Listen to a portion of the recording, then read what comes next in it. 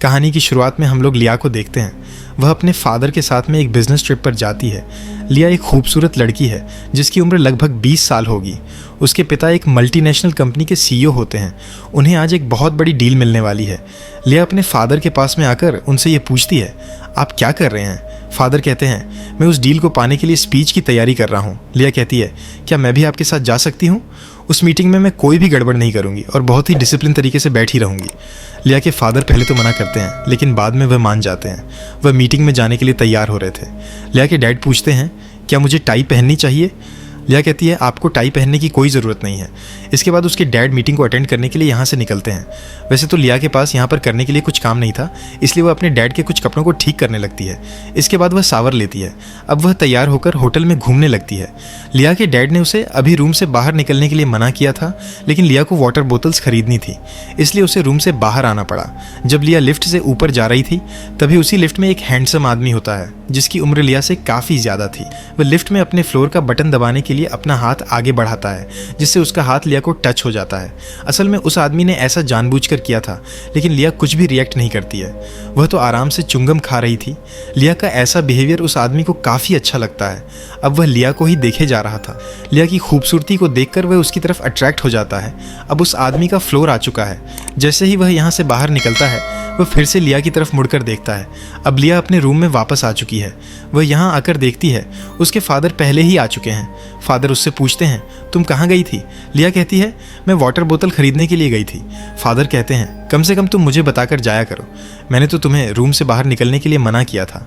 लिया अपनी गलती मानती है और अपने फादर से सॉरी कहती है। लिया के फादर का गुस्सा शांत होता है। इसके बाद वो अपने बेटी को गले से लगाते हैं। वो कहते हैं, मुझे तुम्हारी बहुत फिक्र होती है। मैं तुम्हें हर वक्त ऐसा इसलिए बोलता हूँ क्योंकि तुम्हारे अलावा मेरा इस दुनिया में कोई भी नहीं है। लिया के फादर यहाँ पर उसे ये बताते हैं, होटल के मैनेजमेंट ने एक बिजनेस पार्टी रखी है, इसलिए तुम जल्दी से अपने कपड़े बदल लो क्योंकि हमें उस पार्टी में जाना है। लिया चेंज करते हुए उनसे ये पूछती है, आपकी आज की मीटिंग कैसी रही? क्या ये डील हमें मिल जाएगी? लिया के फादर मीटिंग के बारे में कोई भी जवाब नहीं देते हैं। इसके बाद वह लिया के ड्रेस की तारीफ करते हुए कहते हैं, तुम बहुत खूबसूरत लग रही हो।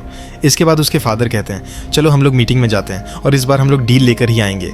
अब ये लोग डिनर पार्टी में पहुंच चुके हैं। लिया के फादर क्रिस्टीन नाम के आदमी से मिलते हैं। वह कहते हैं, ये मेरी बेटी है। लेकिन लिया तो पहले ही क्रिस्टिन से मिल चुकी थी क्योंकि वह लिफ्ट वाला शख्स जिसने लिया को टच किया था वह कोई और नहीं बल्कि क्रिस्टिन था। लिया के डैड क्रिस्टीन से बातें करने के लिए उसे लेकर दूसरे तरफ जाते हैं। लिया यहाँ पर अपने फादर से कहती है, इस बार डील लेकर ही आना। उन दोनों के यहाँ से जाने के बाद लिया इस पार्टी में दूसरे लोगों से मिलने लगती है। लिया देखती है क्रिस्टिन और उसके डैड के बीच में बातें हो रही हैं और उन दोनों के बीच में किसी बात को लेकर आर्ग्यूमेंट हो रहा है। इसके बाद लिया अपने डैड के पास में आती है क्योंकि उसे उसके डैड होपलेस से लग रहे थे। लिया अपने डैड से पूछती है, क्या मैं कोई हेल्प कर सकती हूँ? तब लिया के डैड गुस्से में उससे कहते हैं, क्या तुम मुझे वह डील दिला सकती हो? अगर तुम दिला सकती हो तब तुम दिला दो। लिया के डैड उसे डांटते हुए यह सब कहते हैं क्योंकि लिया के बार बार पूछने से वह परेशान हो चुके थे। अपने डैड के ऐसे बिहेवियर की वजह से लिया यहाँ पर सभी के सामने रोने लगती है। वह रोते हुए होटल के टेरेस पर पहुंचती है। यहाँ पर क्रिस्टिन पहले से ही मौजूद था। क्रिस्टीन उससे पूछता है, क्या तुम्हें पार्टी अच्छी लगी? लिया अपने आंसू पोंछते हुए कहती है, कुछ खास नहीं। इसके बाद क्रिस्टीन सिगरेट पीते हुए उसके सामने आता है और अपने गले से मफलर निकालकर लिया के गले में डाल देता है। वह कहता है, ठंड बहुत ज़्यादा है, लेकिन लिया क्रिस्टीन के ऐसा करने पर कुछ नहीं कहती है। क्रिस्टीन पूछता है, तुम कहाँ रहती हो? लिया कहती है, मेरे डैड बिजनेस के सिलसिले में काफ़ी जगहों पर ट्रैवल करते हैं, इसलिए मुझे भी उनके साथ हर जगह जाना पड़ता है। लेकिन हम लोग शुरू में स्विट्ज़रलैंड में रहते थे। उसके अलावा मैंने काफ़ी लंबा समय न्यूजीलैंड में बिताया है, जो कि मेरे फादर का होम टाउन है। क्रिस्टीन पूछता है, तुम हमेशा ट्रैवल करती हो, क्या तुम्हें अकेला फील नहीं होता है? लिया कहती है, ट्रैवल की वजह से मैं हमेशा अलग अलग लोगों से मिलती हूँ, इसलिए मुझे अकेला फील नहीं होता है। क्रिस्टीन को लिया की बातें काफ़ी अच्छी लगती हैं। इसके अलावा क्रिस्टीन ही वही आदमी था जो कि लिया के फादर को डील दे सकता था क्योंकि वह दूसरी कंपनी का परचेसिंग मैनेजर था और उसी के कहने पर कंपनी लिया के फादर के साथ बिजनेस करती। इसके बाद लिया उस मॉफेयर को निकालकर क्रिस्टीन को देती है और वह कहती है, मेरे डैड मुझे ढूंढ रहे होंगे, इसलिए मुझे अब जाना चाहिए।